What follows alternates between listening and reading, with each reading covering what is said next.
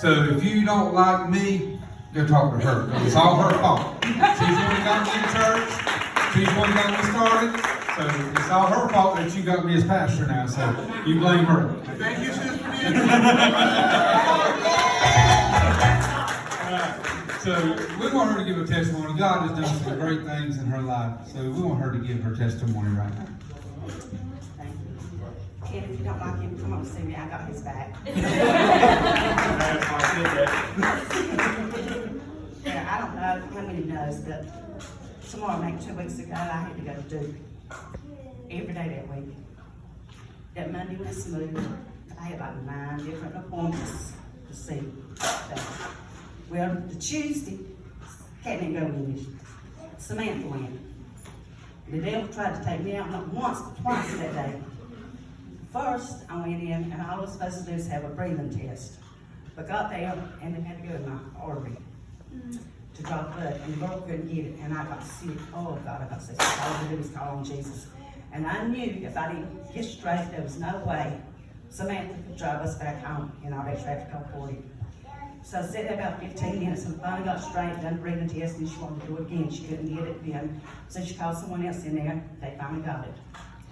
I left there and went for CT scan. They gave me that contrast, and I had an allergic reaction to it. I had to sit there and wait a few minutes, but God brought me through it. The devil tried, but God won.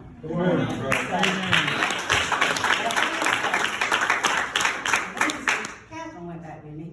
They was moved in. So Thursday, Cat had to go, not Cat was sick, so Samantha had to go with me again. And got there and I thought all I was gonna do is, I forgot what it was I was supposed to do that day. But anyhow, I done tested, went pretty good, and Samantha come on back home. So that Friday, I had to have a heart catheterization.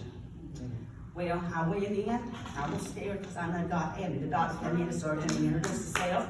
And I told him, I said, you're gonna find Jesus there. And he told me, he says, I don't know about that. He had like, he didn't believe in the Lord.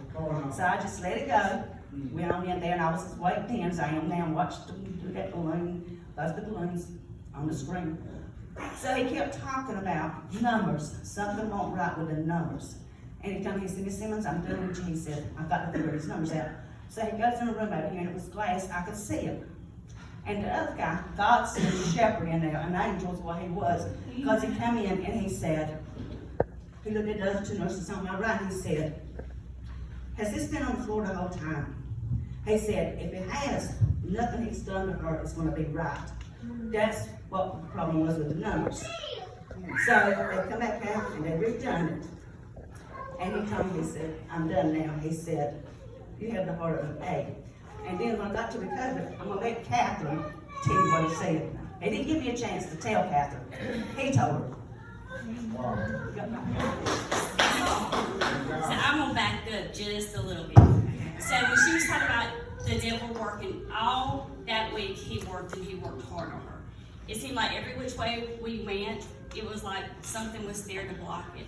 It's like I had been perfect all through this time. I happened to get sick and needed to go to the doctor on that Tuesday, but I went to work. And so Samantha went with her. On Wednesday I was good. On Thursday, the same thing that was happening to me started happening over, so then Samantha stepped back in on Thursday. All the way there was cars here and there. It was like accidents everywhere. Every which way, just trying to block us. No matter what time in the morning we left, it's like there was something always happening that was like putting us off track. But God was showing up every day.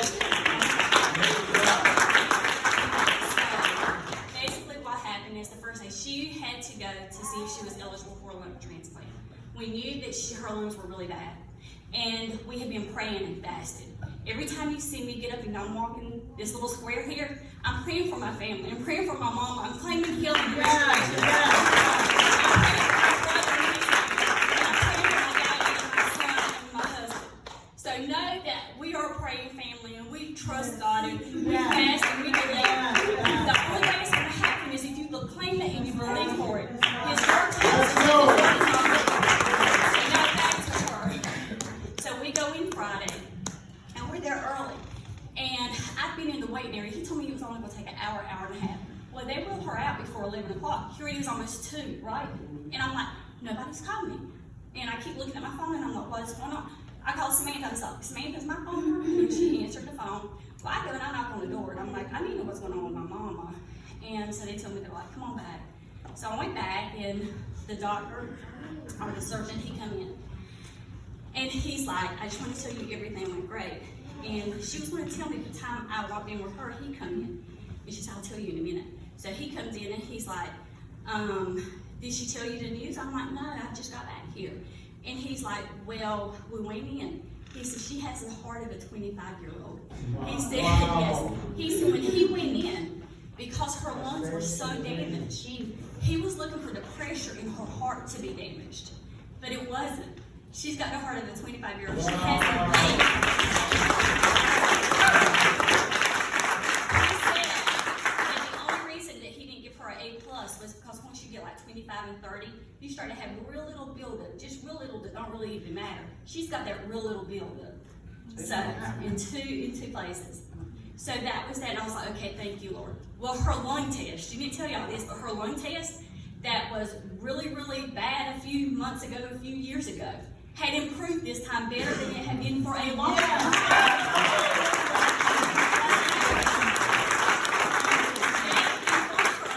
That she was not in that window anymore to get a lung transplant because her lungs were better oxygen than what she was being on a lung transplant.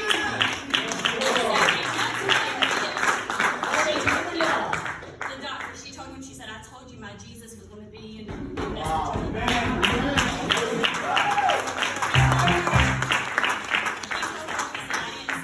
somebody's had their hands on you. Wow. So,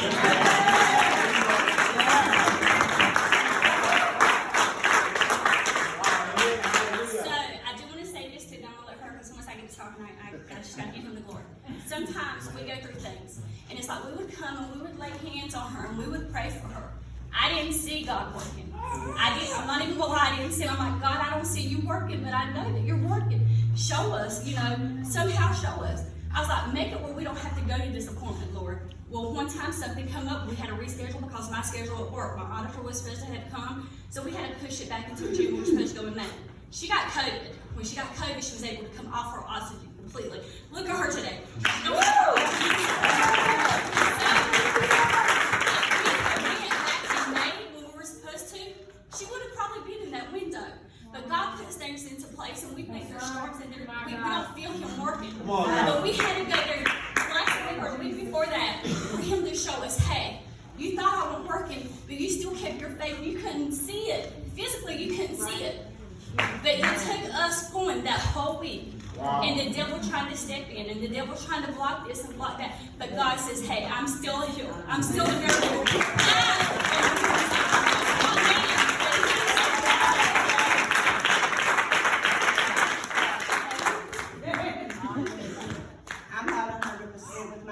I still have breathing issues at times, but I'm not giving up. My faith is stronger than that breathing.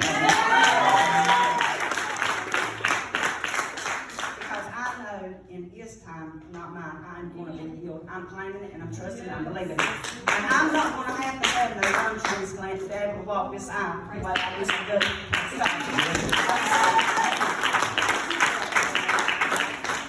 So please continue to keep me in your prayers. I'm claiming my healing. I want you to claim it with me. If Chris is talking, you say, I am who I am. I am healed in the name of Jesus. Hallelujah, hallelujah. Glory.